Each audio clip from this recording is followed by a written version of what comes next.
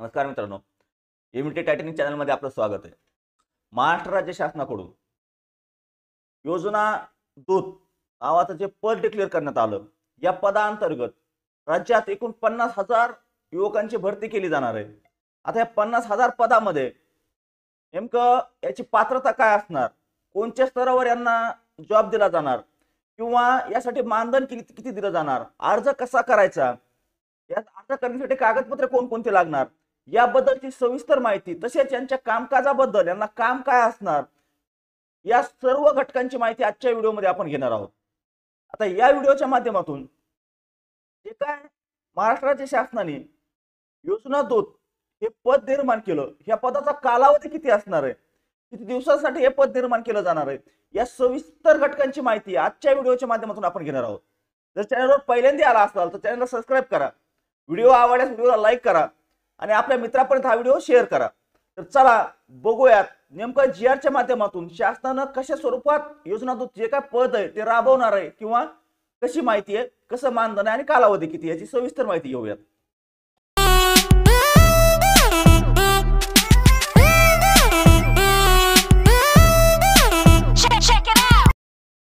या ठिकाणी महाराष्ट्र राज्य शासनाकडून मुख्यमंत्री योजना दूत कार्यक्रमाच्या अंमलबजावणीबाबतचा जीआर प्रसिद्ध करण्यात आला. आता हा जीआर कधी प्रसिद्ध करण्यात आला? 7 ऑगस्ट 2024 रोजी. आता या जीआरच्या माध्यमातून जे का राज्यातील 50,000 योजना दूत नेमवण्यास मान्यता देण्यात आली. आता 50,000 योजना दूत नेमवले जाणार, याची नेमकं पात्रता काय असणार, यांना कार्य काय करायचं किंवा यांना मानधन किती दिलं जाणार, याबद्दलची माहिती या ठिकाणी आपण पाहतोय. आता ह्याच्यामध्ये जे काय आपण मुख्यमंत्री युवा कार्य प्रशिक्षण योजना, जे काय आपण मुख्यमंत्री युवा कार्य प्रशिक्षण योजनेबद्दलची माहिती घेतली होती, त्याच्या अंतर्गतच हे कार्य केलं जाणार आहे. त्याच्या अंतर्गत जे काय रोजगार दिला जाणार होता तो रोजगार या ठिकाणी दिला जातोय. ते जे काय पेमेंट वितरित केलं जाणार आहे ते मुख्यमंत्री युवा कार्य प्रशिक्षण योजनेअंतर्गत जे काय पेमेंट वितरित करण्यात होतं तेच पेमेंट या योजना दूतांना दिलं जाणार आहे, लक्षात असू द्या. आता याचा कालावधी जास्तीत जास्त 6 महिन्याचा असणार आहे, हे या ठिकाणी लक्षात आहे. याच्या जे काय अटी आणि शर्ती आहेत त्याबद्दलची माहिती आपण या ठिकाणी घेतोय. आता या ठिकाणी महाराष्ट्र शासनाच्या विविध योजनांची प्रचार प्रसिद्धी करणे व त्यांच्या जास्तीत जास्त नागरिकांना लाभ मिळवण्याच्या दृष्टीने त्यांना सहाय्य करण्यासाठी आता शासनानं हे जे काही योजना दूत नेमवलेत, हे कशासाठी नेमवलेत की जे काही शासनाच्या योजना आहेत त्या योजना जास्तीत जास्त तळागाळातील लोकांपर्यंत पोहोचवण्यासाठी या योजनेची अंमलबजावणी केली. आता या योजना दूतांना कार्य काय असणार किंवा कोणाच्या अंडरमध्ये काम करावं लागणार याबद्दलची माहिती आपण या ठिकाणी घेतोय. आता 50,000 योजना दूत निवडण्यात, आता 50,000 निवडले, परंतु कुठून किती निवडले जाणार याबद्दलची माहिती या ठिकाणी घेणं आवश्यक आहे. आता या ठिकाणी हे बघा, प्रत्येक ग्रामपंचायतसाठी एक आणि शहरी भागात 5,000 लोकसंख्येसाठी एक, असे मिळून एकूण किती 50,000 योजना दूताची निवड केली जाणार आहे. आता यामध्ये प्रत्येक ग्रामपंचायतला जेवढ्या काय ग्रामपंचायत असतील ते प्रत्येक ग्रामपंचायतला एक आणि 50,000 लोकसंख्येसाठी शहरी भागातील 5,000 लोकसंख्येसाठी एक. जर 20,000 लोकसंख्या असतील त्या ठिकाणी 4 निवड केली जातील, जर जास्त असतील तर प्रत्येक 5,000ला एक अशा प्रमाणात निवड केली जाणार. आता या ठिकाणी मानधन किती दिलं जाणार तर 10,000 रुपये. आता हे 10,000 रुपये मानधन जे काय आपण मुख्यमंत्री युवा कार्य प्रशिक्षण योजनेअंतर्गत पाहिलं होतं, जे काय पदवीधर आहे त्या पदवीधरांना किती मानधन होतं तर 10,000 रुपये प्रति महिना मानधन होतं. त्यामध्ये तुमचा प्रवास भत्ता खर्च सर्व समावित असणार आहे, हे लक्षात असू द्या. तसंच याचा जे काय करार आहे, आता मुख्यमंत्री कार्य प्रशिक्षण योजनेचा किती होता 6 महिन्याचा, तर या ठिकाणी किती आहे 6 महिने. 6 महिन्याच्या नंतर तुम्ही या ठिकाणी जॉब करू शकत नाही किंवा तुम्हाला या ठिकाणी ठेवलं जाणार नाही. याचा काय असणार, तुमचा करार केला जाणार आहे, असा करारच असणार आहे 6 महिन्याचं, आणि त्यात परत ते वाढवण्यात येणार नाही. याचे सुद्धा म्हणजे मुख्यमंत्री कार्य प्रशिक्षण योजनेअंतर्गत एकदा जर तुम्ही लाभ घेतला तर परत तुम्हाला लाभ घेता येत नाही, हे आपल्याला माहिती आहे. त्यामुळं त्याच पद्धतीत या ठिकाणी जर तुम्ही योजना दूत म्हणून काम केलं तर तुम्हाला परत त्या ठिकाणी कार्य मिळणार नाही किंवा परत जॉब मिळणार नाही, हे लक्षात असू द्या. आता याचे जे काय पात्रता आहे त्या पात्रता या ठिकाणी पाहतोय आपण. 18 ते 35 वर्ष जे काय वयाची अट आहेत 18 ते 35 असणं आवश्यक आहे. मुख्यमंत्री युवा कार्य प्रशिक्षण योजनेची काय आहे ऍज इट इज इकडे तसंच आहे, कारण त्याच्या अंतर्गतच हे राबवलं जातंय. हे काय स्पेसिफिक असं कोणत्या शासकीय म्हणून नाहीये, हे कंत्राटी पद्धतीने शासनाचा एक उपक्रम राबवला जातोय की शासनाची योजना ग्रामीण भागापर्यंत पोहोचवणं किंवा तळागाळातील लोकांपर्यंत पोहोचवणं किंवा त्यांना सहायता मिळावं. एखादा व्यक्ती जर नेमवलेला असेल त्याच्या मार्फत या सगळ्या योजनेची कार्यप्रणाली चालू शकते, त्यामुळे हे राबवण्यात येते. आता कोणत्याही शाखेचा पदवीधर, आता पदवीधरांना 10,000 आहे तर त्या ठिकाणी पदवीधर जेवढ्या शाखा असतील त्या शाखेचा प्रत्येक पदवीधर जे काय पदवीधर असतील त्या पदवीधरांना या ठिकाणी शिक्षणाची अट आहे. आता संगणक ज्ञान असणे आवश्यक आहे. तसेच उमेदवाराकडे अद्ययावत मोबाईल म्हणजे अँड्रॉइड मोबाईल असणं आवश्यक आहे. उमेदवार महाराष्ट्र राज्याचा रहिवासी असणं आवश्यक आहे. आता हे मुख्यमंत्री कार्यप्रशिक्षण योजनेअंतर्गत सुद्धा हीच अट आहे. उमेदवाराचे आधार कार्ड असावे व त्याच्या नावाचे बँक खाते आधार संलग्न असावे. जर आधार लिंक बँक खाते असेल तरच या ठिकाणी पेमेंट दिलं जातं. जे काय मुख्यमंत्री युवा कार्यप्रशिक्षण योजनेचं पेमेंट वितरित केलं जातं. जर तुम्हाला मुख्यमंत्री युवा कार्यप्रशिक्षण योजना काय आहे हे जर माहित नसेल तर तुम्हाला हे जास्त समजणार नाही.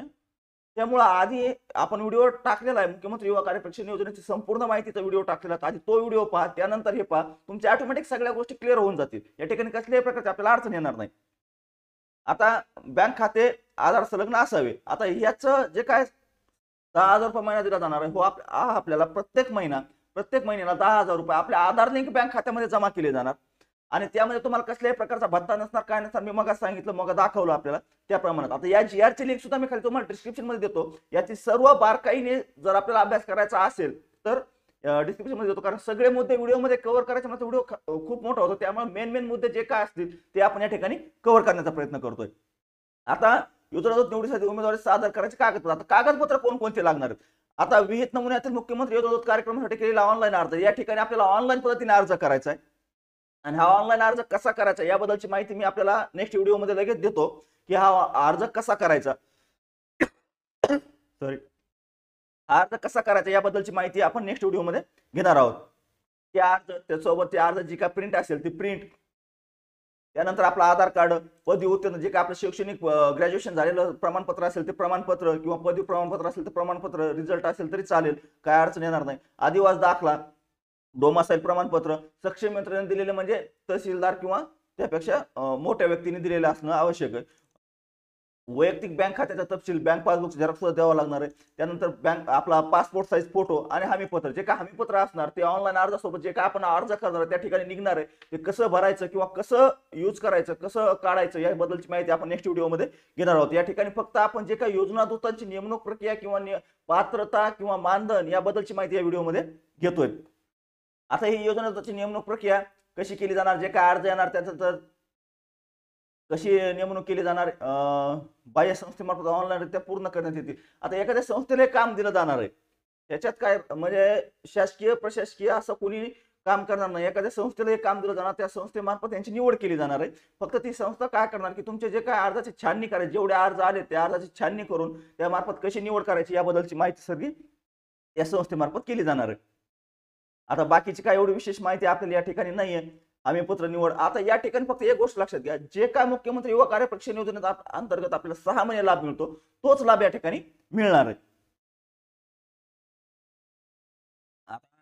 एका GR माध्यमातून जेवढी इन्फॉर्मेशन देणं आवश्यक होतं तेवढी इन्फॉर्मेशन मी आपल्याला दिली.